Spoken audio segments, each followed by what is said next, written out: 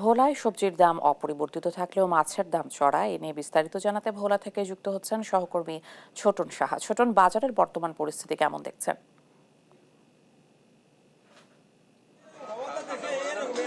যেমনটি বলছিলেন, আজকের যে বাজার পরিস্থিতি, বলা যায় আলুর দাম অনেকটাই চড়া রয়েছে। যদিও বাজারে কিন্তু নতুন আলুর সরবরাহ রয়েছে। আমরা জেনেছি নতুন আলু কিন্তু বিক্রি হচ্ছে কেজি প্রতি 100 টাকা এবং পুরাতন যে আলু রয়েছে সেটি কিন্তু বিক্রি হচ্ছে আজকের বাজারে 70 থেকে 75 টাকা এবং একই সাথে পেঁয়াজ বিক্রি হচ্ছে 100 টাকা কেজি দরে এবং রসুনের দাম কিন্তু 220 টাকা রয়েছে।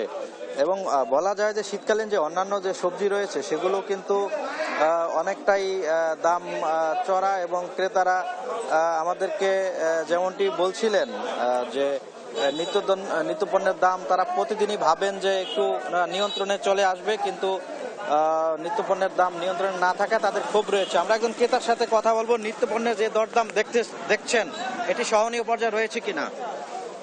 না, বাজারে যে কাঁচামাল এবং অন্যান্য দ্রব্যমূল্য দিন দিন কাঁচামালের দাম বেড়েই চলছে।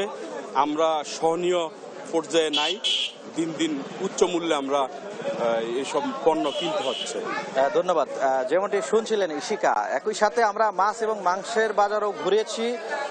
সেখানে আমরা যেমনটি জেনেছি যে ইলিশের দাম কিন্তু অনেকটাই আকাশ ছোঁয়া। ইলিশের দাম কিন্তু নিয়ন্ত্রণে নেই এবং একই সাথে গরু এবং খাসির মাংসের দাম কিন্তু আমরা জেনেছি যেটি দাম অপরিবর্তিত রয়েছে। তবে মুরগি এবং হাঁসের মাংসের যে দাম সেটি কিন্তু অনেকটাই বেড়েছে। সেগুলো কিন্তু 650 টাকা দরে কেজিতে বিক্রি হচ্ছে এবং একই সাথে আজকের যে চাল বাজারে যে পরিস্থিতি, চালের বাজার কিন্তু বলা যায় অনেকটা স্থিতিশীল রয়েছে। ব্যবসায়ীরা দাবি করছেন চালের দাম কেজিতে কমেছে এবং তারা বলছিল যে চালের বাজারে কোনো রকম অস্থিরতা এই মুহূর্তে নেই। তবে অন্যান্য যে নিত্যপণ্যের বাজার রয়েছে সেগুলোতে কিন্তু অস্থিরতা রয়েছে এবং যারা ক্রেতা রয়েছেন তারা কিন্তু ক্ষোভ প্রকাশ করছেন। তারা দাবি তুলেছেন যাতে নিত্যপণ্যের দরদাম নিয়ন্ত্রণে বাজার মনিটরিং করা হয়, এমনটি দাবি কিন্তু তাদের রয়েছে। তো এ ছিল আজকের বাজারের আমার কাছে সর্বশেষ তথ্য।